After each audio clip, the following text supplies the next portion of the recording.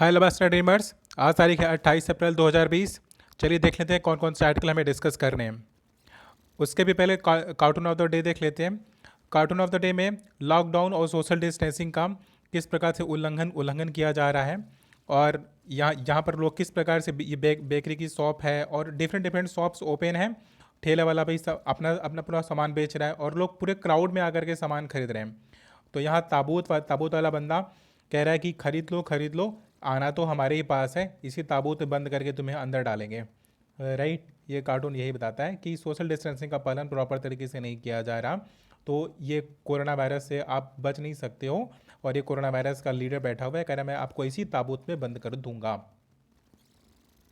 चलिए देख लेते हैं आज हमें सबसे पहला आर्टिकल हमारे पास कौन सा है। हमारे पास मल्टीलेटरलिज्म के रिगार्डिंग है कि वर्ल्ड ऑर्डर, जो नया वर्ल्ड ऑर्डर होगा वो कैसा होगा, उसी के रिगार्डिंग बात की जाती है। राइटर यहाँ पे डिफरेंट डिफरेंट पर्सपेक्टिव में बात करेंगे कि कोविड 19 के पहले वर्ल्ड कैसा था और कोविड 19 के बाद वर्ल्ड कैसा हो जाएगा। कोविड 19 के पहले लोग उतना इंडिविजुअल मतलब एक व्यक्तिगत लोगों पर उतना फोकस नहीं होता था किसी भी चीज़ के लिए, लेकिन अभी एक इंडिविजुअल पर्सन पर ज़्यादा फोकस होगा। फिर राइडर कहते हैं कि वर्ल्ड ऑर्डर में कुछ ड्रास्टिक चेंजेस आए हैं। लाइक अगर अगर हम बात करें तो इकोनॉमिक चेंजेस एक बड़े पैमाने पर हुआ। जैसे अभी तक जीडीपी का जो हमारा ग्रोथ रेट हुआ करता था, वो हम लोग 6%, 7% या 8% हम प्रिज्यूम करने की कोशिश करते थे या अचीव करने की कोशिश करते थे। लेकिन यहाँ पर वर्ल्ड बैंक ही कह रहा है कि आपका जो ग्रोथ रेट होगा वो 1.5 टू 2.8% से ज़्यादा नहीं हो सकता। मीन जो चीज़ें 6%, 7% या 8 या डबल डिजिट का हम लोग ग्रोथ रेट गेन करने की कोशिश कर रहे थे कोविड 19 के पहले, अभी क्या हो रहा है कि अभी 1.5% और 2.8% के बीच में भी अगर हमारा ग्रोथ रेट होता है तो उसको भी अच्छा माना जाएगा। तो ये वर्ल्ड ऑर्डर में एक ड्रेस्टिक चेंज है कि इकोनॉमिक पर्सपेक्टिव में कितना कुछ चेंज हुआ। और अगर दूसरी बात अगर देखी जाए तो वर्ल्ड लेवल के जो इंस्टीट्यूशंस थे 1940 के बाद से, जब वर्ल्ड वॉर समाप्त होता है तो यूएसए एक सुपर पावर बन करके निकलता है। तो उसके बाद से 1945, 1948, 49 के आसपास बहुत ढेर सारी इंटरनेशनल इंस्टीट्यूशंस फ्रेम होते हैं। जैसे वर्ल्ड बैंक हो गया, यूनाइटेड नेशन हो गया, यूनाइटेड नेशन सिक्योरिटी काउंसिल हो गया। तो इस तरह के इंस्टीट्यूशन पूरी तरह से फेल हुए हैं इस कोविड 19 के टाइम पीरियड में, क्योंकि ना ये लोगों को नए नए पर्टिकुलर किसी कंट्री को गाइड कर सकते हैं, नए किसी पर्टिकुलर कंट्री को किसी प्रकार का फंड कर सकते हैं। हर इंडिविजुअल कंट्री अपने अपने तरीके से इस कोविड 19 से डील कर रहा है। तो जो रोल ऑफ इंटरनेशनल इंस्टीट्यूशन है वो फिनिश हो गया, कि मीन अंतर्राष्ट्रीय स्तर पर इसका तो कोई वैल्यू नहीं रह गया। फिर राइटर आगे क्या कहते हैं, कहते हैं कि इंटरनेशनल लेवल पर ये दो चीज़ें तो हुई हैं कि इकोनॉमिक, सभी कंट्री का इकोनॉमिक कंडीशन बेकार हो गया, ख़राब हो गया। सेकेंड थिंग, इंटरनेशनल इंस्टीट्यूशंस खराब हो गए। फिर थर्ड थिंग जिसकी बात की जाती है कि डिफरेंट डिफरेंट कंट्रीज़ एक दूसरे से इतना इतना ज़्यादा डिस्टेंस मेंटेन कर रहे हैं। लाइक अगर बात करें कि लेकिन लेकिन एक चीज़ सभी सभी कंट्रीज़ में कॉमन है, हर कंट्री एक दूसरे से डिस्टेंस तो मेंटेन करके रखा हुआ है, किंतु एक कॉमन कॉमन कॉज है, वो है चाइना। हर कंट्री के लिए चाइना दुश्मन बना हुआ है। चाइना ने अभी इंडिया को कुछ टेस्टिंग किट प्रोवाइड करवाया जस्ट टू गेन प्रॉफिट, लेकिन वो टेस्टिंग किट प्रॉपर तरीके से काम नहीं कर रहे थे तो इंडिया ने उसे लौटा दिया। फिर राइटर कहते हैं कि आगे कोविड 19 के पहले दिसंबर में ही चाइना में ये कोरोना वायरस का पहला केस देखने में आ गया था, और पूरी दुनिया में जनवरी या फरवरी के आसपास तो हर हर जगह पर ये केस हमें देखने को मिल ही जाता है। लेकिन जहाँ पर केस ही इमर्ज होता है वही इस समय इस पूरे समीकरण से बाहर निकल आया है, उसी के पास सबसे कम प्रॉब्लम है, लेकिन अदर पर्सन के पास सबसे ज़्यादा प्रॉब्लम है। फिर राइटर कहते हैं कि यूएसए के पास जो सुपर पावर थी, बट चाइना तो उससे निकल करके आ गया, लेकिन एक सुपर पावर उस अदल में, उस षड्यंत्र जाल में फंस चुका है। उसके पास इतने ज़्यादा केसेस हैं कि वो अपनी ही प्रॉब्लम को रिजॉल्व करने में लगा हुआ है, तो वर्ल्ड ऑर्डर पर वो बिल्कुल भी ध्यान नहीं दे सकता है। तो कोविड 19 के बाद यूरोप हो गया, सऊदी अरेबिया, जो कि पेट्रोल और ऑयल के एक्सपोर्ट करने पर डिपेंड हुआ करती थी, कुछ यूरोपियन कंट्रीज़ हो गई और कुछ ये मिडिल ईस्टर्न कंट्रीज़ हो गई। सऊदी अरेबिया हो गया, ईरान हो गया, इराक हो गया, रसिया हो गया, ये सारी कंट्रीज तो ऑयल के एक्सपोर्ट करने पर डिपेंडेंट थी। तो इनकी पूरी पूरी इकोनॉमी जब उस पर डिपेंड थी और ऑयल का डिमांड हो गया है कम, तो उनका भी एक स्टेटस, जो उनकी वैल्यू थी, जो उनका अर्निंग था, वो भी कम हो गया। और कोरोना वायरस से इतना ज़्यादा इफेक्टेड है कि उन्हें इस समय बहुत एक बड़े पैमाने पर रेवेन्यू की आवश्यकता है। तो राइटर ने डिफरेंट डिफरेंट डायमेंशन को दिखाने की कोशिश की है कि कोविड-19 के पहले वर्ल्ड का क्या ऑर्डर था, लोग ग्रोथ रेट कैसा था, इंटरनेशनल इंस्टीट्यूशन को लोग मानते थे कि बहुत अच्छा है, ये पीस को कायम रख सकता है, लेकिन ऐसा कुछ नहीं है। जब एक बार प्रॉब्लम आई तो वो सारी चीज़ें बड़ा क्रिस्टल क्लियर होकर के हमारे सामने आ गई हैं कि अगर आपके ऊपर प्रॉब्लम आती है तो आपको ही उसे रिजॉल्व करना होगा, कोई थर्ड पार्टी आकर के आपकी मदद करने वाली नहीं है। इस आर्टिकल में यही बात की जाती है, ये पूरा डिस्कस हो गया। हमारे पास फिर सेकंड आर्टिकल है कि इंडिया में ये पोस्ट पैंडेमिक की सिचुएशन क्या होगी। पहले वाले आर्टिकल में हमने बात किया कि वर्ल्ड ऑर्डर क्या होगा, सेकंड वाले आर्टिकल बात करेंगे कि इंडिया में क्या होगा।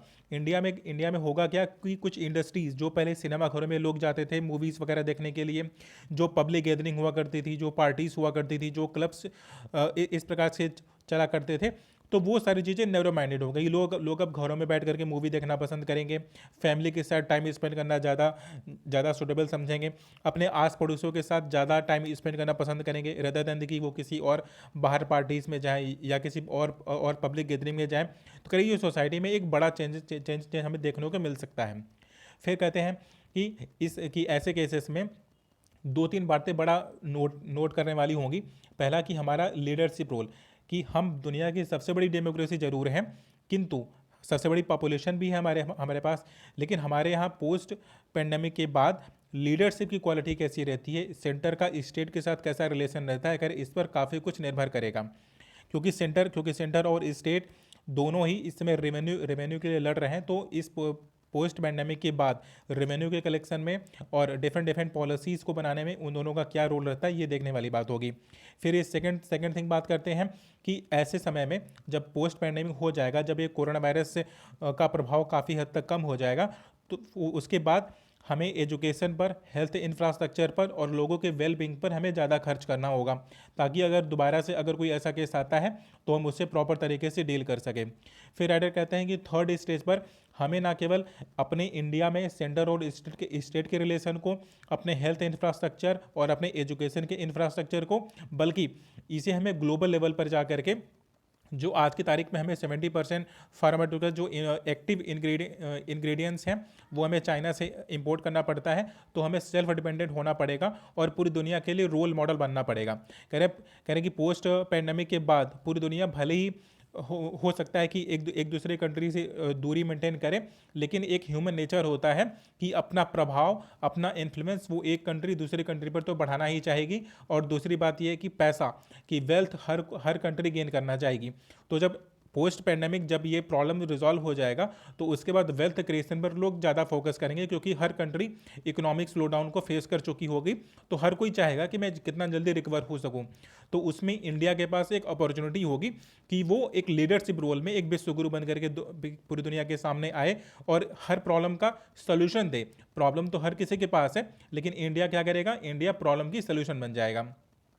फिर हमारे पास जो नेक्स्ट आर्टिकल है डिस्कस करने के लिए वो है वर्चुअल कोर्ट के regarding.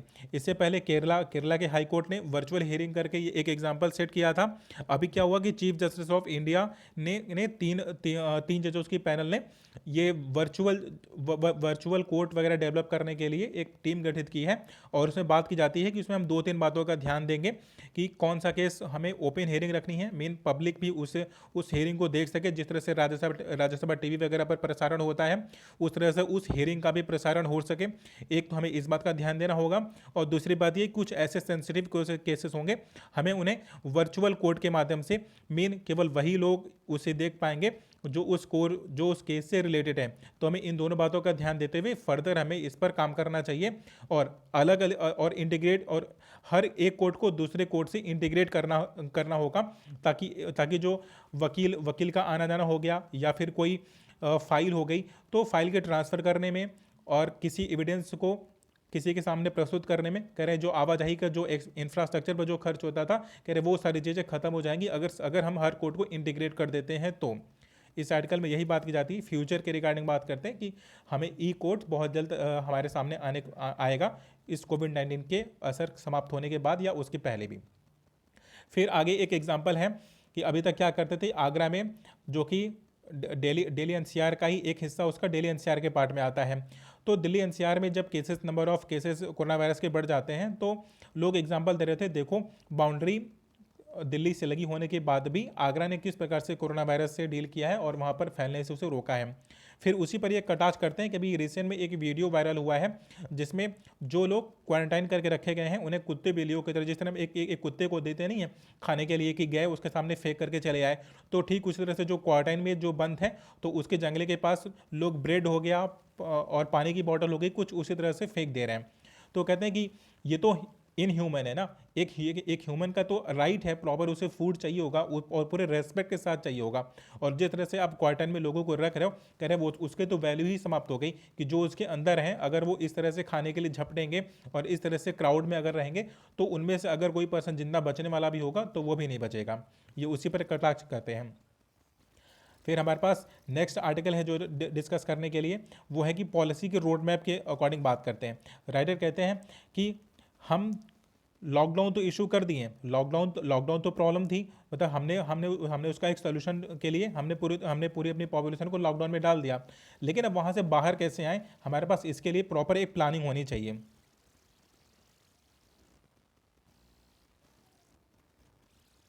Sorry, it was technical glitch. तो राइटर वही बात करते हैं कि हम लॉकडाउन में अपनी पॉपुलेशन को लॉकडाउन में तो डाल दिए हैं, लेकिन उससे बाहर आने के लिए हमारे पास पूरी पॉलिसी होनी चाहिए, पूरा पूरा प्लान होना चाहिए कि हम किस प्रकार से लॉकडाउन को हम रिलीज़ करेंगे। क्योंकि लॉकडाउन लगाने के बाद अगर हमने प्रॉपर तरीके से टेस्टिंग और ट्रेसिंग करके और प्रॉपर क्वारंटाइन वगैरह का केयर करके यदि हमने लॉकडाउन को रिलीज़ नहीं किया तो इसका पूरा पूरा जो वैल्यू है, जो पूरा ऑब्जेक्टिव था कि लॉकडाउन को रिलीज़ करने का करें, वो समाप्त हो जाएगा। फिर बात करते हैं कि हम रिलीज़ तो करेंगे लॉकडाउन को धीरे धीरे ख़त्म तो करेंगे, सिचुएशन को नॉर्मल तो लेकर के आएंगे, लेकिन उसके बाद हमें उनकी इकोनॉमिक और सोशल वैल्यूज़ को भी आगे बढ़ाना होगा कि लोगों ने अपनी जॉब को लॉस हो गया उनका, और जो उनकी सोशल वैल्यूज़ थी, लाइक वो मूवीज़ देखने के लिए नहीं जा पा रहे हैं, वो फर्दर जो भी सोशल गैदरिंग हुआ करती थी तो वो काम नहीं कर पा रहे हैं। तो उसके रिगार्डिंग भी गवर्नमेंट को और स्टेट को इस बात का कंसर्न होना चाहिए कि लोग अपनी नॉर्मलसी की ओर जा सकें। और मास्क हो गया, और इवन वैक्सीन अगर डेवलप हो जाती है तो वैक्सीन को बहुत सस्ते में हमें अवेलेबल करवाना होगा, सो दैट कि उनकी सोशल लाइफ प्रॉपर तरीके से जिस प्रकार से रन कर रही थी करे उस प्रकार से रन कर सके। और इसके लिए एक स्मार्ट पॉलिसी बनानी होगी कि जो लोग प्रॉब्लम में हैं और जो लोग प्रॉब्लम में नहीं है तो दोनों के लिए वो काफ़ी पैरेलल हद तक दोनों को प्रिवेंट कर सके। जो प्रॉब्लम में है उसको प्रॉब्लम से बाहर निकाल ले, और जो प्रॉब्लम में अभी नहीं है वो प्रॉब्लम में फंसे नहीं। तो करें इस प्रकार की पॉलिसी हमें कोविड-19 के लिए बनानी चाहिए। फिर हमारे पास जो नेक्स्ट आर्टिकल है डिस्कस करने के लिए, वो लैकिंग इन ट्रांसपेरेंसी की बात करते हैं। गवर्नमेंट का खूब विरोध करते हैं, बोलते हैं कि ये तो जनवरी में पता चल गया था कि कि कोरोना वायरस कितना खतरनाक है, तो अभी तक आप कर क्या रहे थे कि आप मार्च में ले आकर के क्यों इस तरह का लॉकडाउन करते हो, उसके पहले भी तो कर सकते थे आप। और इस तरह के केसेस तो पूरी दुनिया में देखने को मिल रहे थे, तो उस वक्त आप एक्टिव क्यों नहीं हुए। पूरी तरह से गवर्नमेंट की खूब क्रिटिसाइज़ करते हैं, बोलते हैं कि 40 साल के इतिहास में सबसे ज़्यादा अगर बेरोजगारी है तो इसी समय में है। कह रहे हैं गवर्नमेंट कोई स्टेप नहीं ले रही है, और गवर्नमेंट ने किसी प्रकार के फंड की, जो पीएम केयर फंड है उसमें कोई ट्रांसपेरेंसी नहीं है, उसमें कैसे पैसा खर्च हो रहा है, कैसे आ रहा है, क्या आ रहा है, जा रहा है। कह रहे कोई पॉलिसी नहीं, कह रहे कोई कंट्रोल नहीं है, कह रहे ऐसा नहीं चलता है, कह रहे डेमोक्रेसी में ऐसा नहीं रन करते हैं। ये वाला आर्टिकल यही है, केवल क्रिटिसाइज करते हैं तो कोई मतलब ही नहीं है इसका। फिर हमारे पास नेक्स्ट आर्टिकल है जो डिस्कस करने के लिए एग्जाम के पॉइंट ऑफ से इंपॉर्टेंट नहीं है, लेकिन हमें पाकिस्तान की बुराई की जाती है। पाकिस्तान ने रिलीजन को ह्यूमन के ऊपर रखा हुआ है। पूरी दुनिया में जितने भी रिलीजियस प्लेसेस हैं उन्हें लॉक कर दिया गया है, उन्हें बंद कर दिया गया है, लेकिन पाकिस्तान ने क्या किया है कि वो सब कुछ वहाँ पर ओपन है, वहाँ पर धर्म ऊपर है और लोगों की ज़िंदगी बाद में है। तो पूरी दुनिया इसी को क्रिटिसाइज़ करती है, ये पूरे आर्टिकल में इसी के रिगार्डिंग बात की जाती है। तो आज के सारे आर्टिकल डिस्कस हो गए। Thank you so much for watching my video.